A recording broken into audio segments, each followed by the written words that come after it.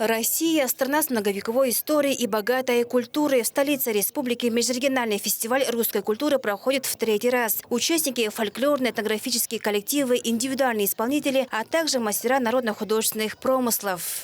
Участниками у нас стали коллективы русской культуры.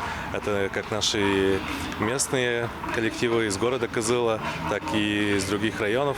А также у нас принимают участие коллективы с Красноярского края. Целых 3 у нас коллектива приехали, которые каждый год посещают наши фестивали, мероприятия.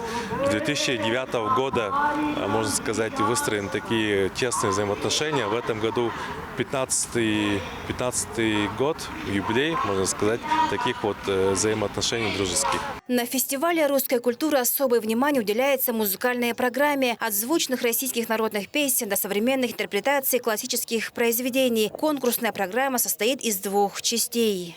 У нас коллективы представляют по 3 песни. Это идет коллективная песня, а потом идет акапелла, и у нас еще обрядовая.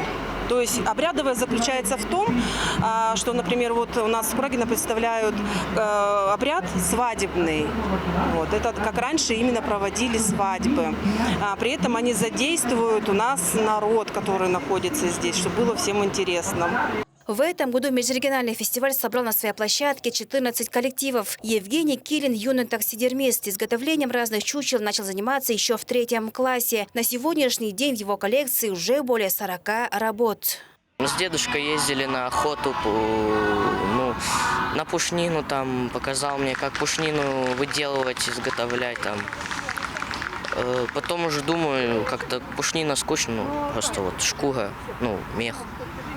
Думаю, скучно, трофеи как-то же надо сохранять. Вот, как бы спросил, как делать мне. Там объяснили, дедушка объяснил, там учительница моя, наставница русского языка была, тоже объясняла. Самое тяжелое это было сделать вот ворона, это такая птица, у него трудно изготовлять, он сам габаритный, получается перья выпадают, там это очень тонко надо делать, и у меня ушло почти больше 2 месяцев на одну работу.